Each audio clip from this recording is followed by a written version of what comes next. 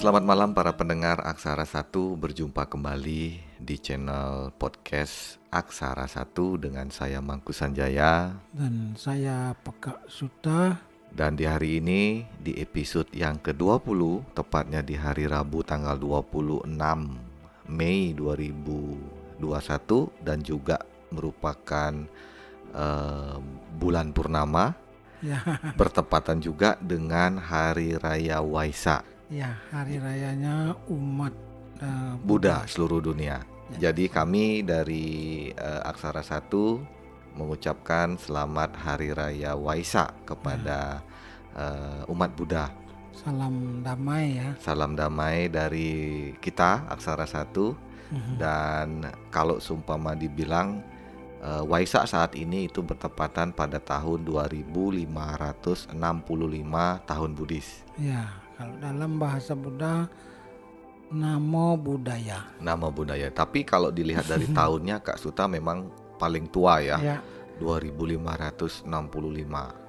Jadi tahun Buddha, tahun Masehi, kemudian tahun Hindu ini berbeda ya, tahun Saka.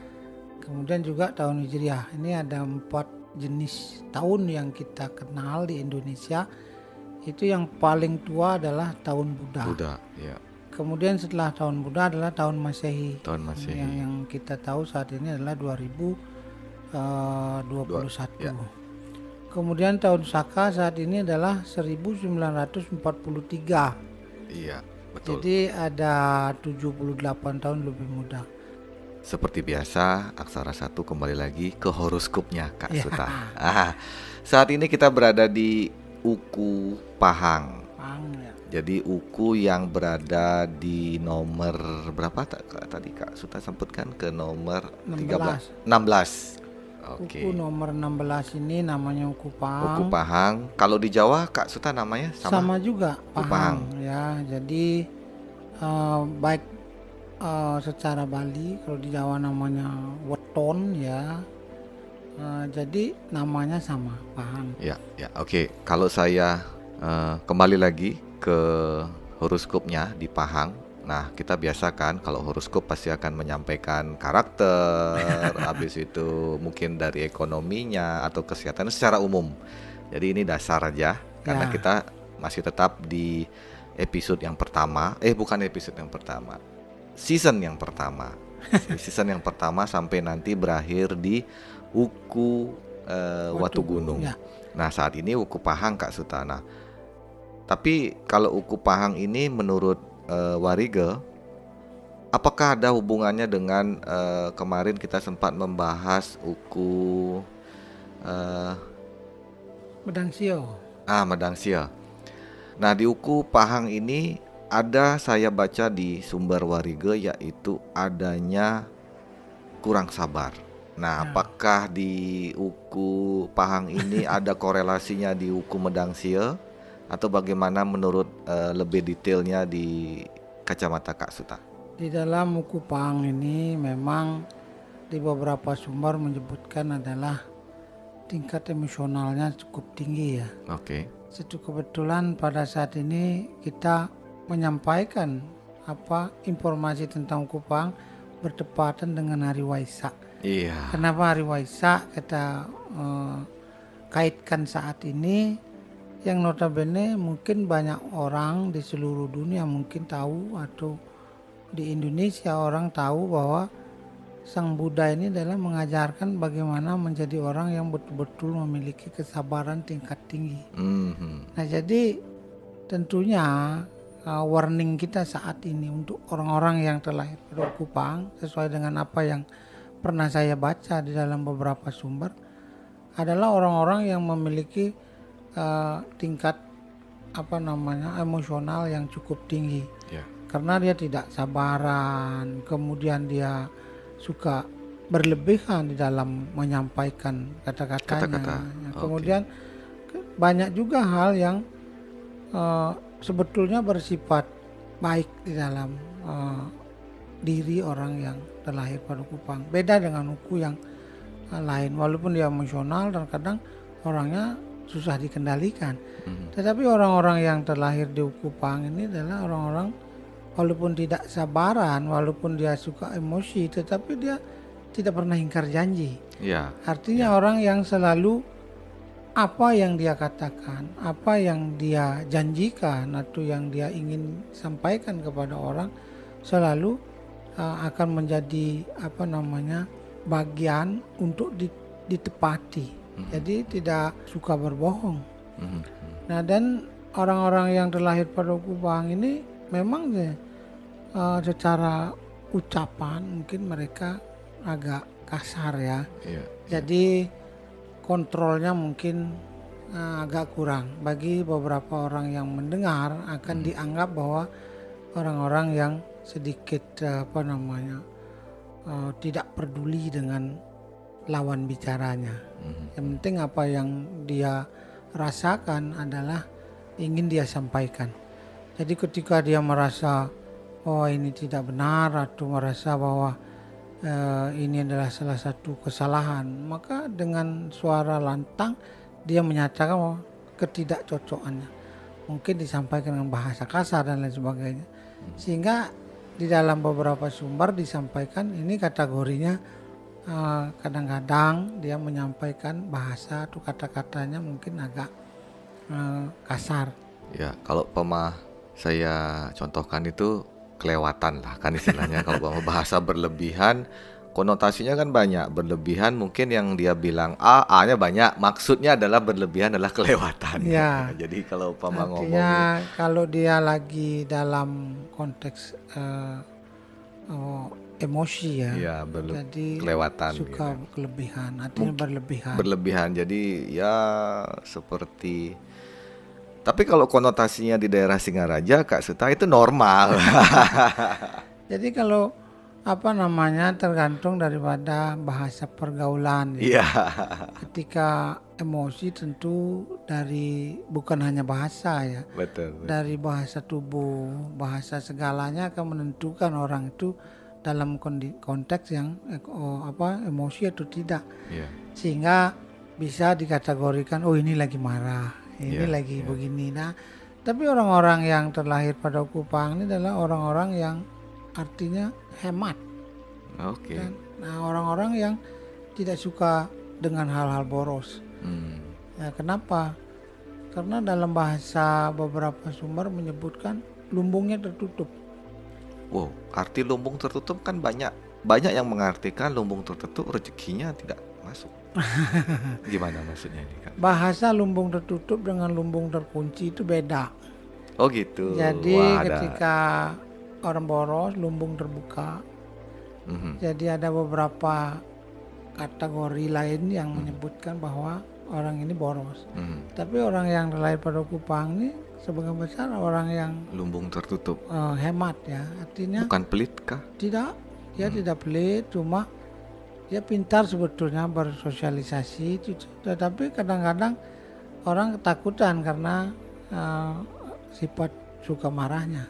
Hmm. Jadi seperti itu sehingga dia mau kata orang berderma ini kadang agak kurang ya. Oke. Jadi tidak seperti orang lain yang suka membantu. Kadang-kadang kan orang yang paling dermawan adalah orang yang ukir tukunya. Iya, iya, iya.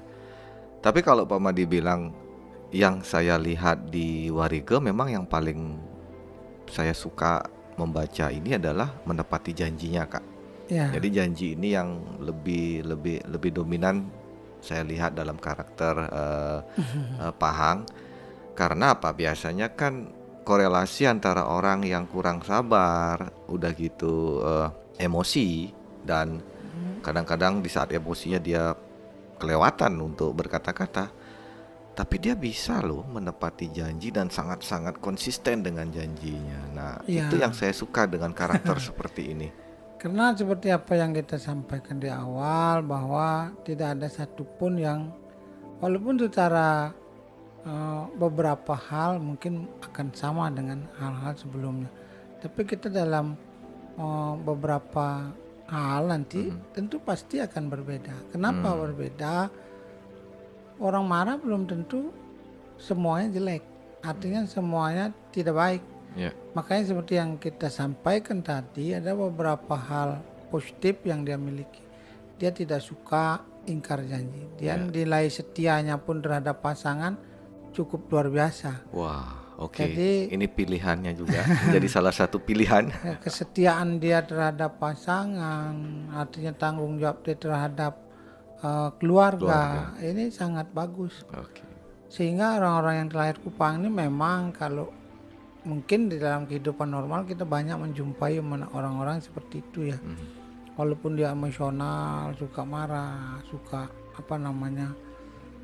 di luar sana suka kasar dan lain sebagainya. Tetapi ketika kembali ke rumah mereka akan memiliki sifat dasar yang sama. Dan mereka tahu kasihan sama keluarga, tahu bagaimana bertanggung jawab dengan keluarga dan lain sebagainya. Ini tanggung jawab adalah simbol daripada kesetiaan mereka. Jadi seperti itu artinya orang-orang yang terlahir pada Uku Pahang. Kalau kesehatan Kak Suta dengan karakter orang yang membawa emosional tinggi, tentunya harus berhati-hati ya. Kenapa? Ketika orang tersinggung di luar sana ya tentunya akan menjadi salah satu momok di mana akan terjadi bahaya dalam dirinya sendiri. Karena orang yang tersinggung mungkin merasa sakit hati. Nah, kalau yang seperti ini baru saya lebih make sense. Kekhawatirannya adalah diguna-guna Kak Suta. Tapi dalam bahasa Wariga ini kita belum melihat. Karena walau sampai hari naasnya pun kita lihat tidak jelas ya. Kalau hari biasa ada somopon, hari baiknya itu ya. Artinya orang-orang ini juga memiliki aura, bisa walaupun tanpa action ya mereka bisa menolak hal-hal seperti itu. Wah. Stop dulu Kak Suta. Itu di season kedua. Mungkin akan membuat penasaran untuk pendengar Aksara 1 karena itu akan ada kita bahas detail di season kedua setelah Uku Watu Gunung. Ya. Oke, untuk saat ini karena sudah larut, sudah malam, kita cukupkan sampai di sini. Tentu saja untuk pendengar setia Aksara 1 yang bisa ikut silakan bisa DM kami di Instagram dan juga ada WhatsApp, ada juga informasinya di sana di Instagram kami. Ada YouTube juga ya. Ya, ada di YouTube juga dan di YouTube kami belum memberikan video ya. Belum video karena saya dan Kak Suta masih malu-malu kucing. Kita masih melatih secara secara mental. Ketika kita sudah tampil secara seutuhnya tentunya ya harus memiliki bakat untuk itu. Betul, karena ya kita tidak bisa dipungkiri untuk tujuan awal kita dulu hanya untuk ingin berusaha menyuarakan dulu Wariga yang kita tahu saat ini. Belum mencoba menjadi konteks sebagai orang terkenal atau itu masih belum. Ada yang penasaran dengan membaca, ada juga yang penasaran dengan mendengar. Betul. Ya. Nah, yang saat ini mungkin ada beberapa orang yang hobi mendengar. Jadi kita tidak anti tidak mengurangi niat kita untuk menyampaikan pesan-pesan baik yang ditinggalkan oleh leluhur dalam bentuk tulisan. Mungkin orang-orang yang tidak senang atau tidak begitu memiliki kesempatan untuk membaca, jadi dalam hal ini kita sampaikan lewat bahasa podcast ya, sehingga juga bisa menikmati dan mendengarkan apa-apa yang sudah pernah dituliskan oleh leluhur kita zaman dulu, khususnya di Pulau Bali ini. Ya, betul Kak Suta. Oke, sampai di sini perjumpaan kita. Sampai berjumpa kembali di hari Minggu besok di tanggal 30 Mei. Sampai bertemu kembali.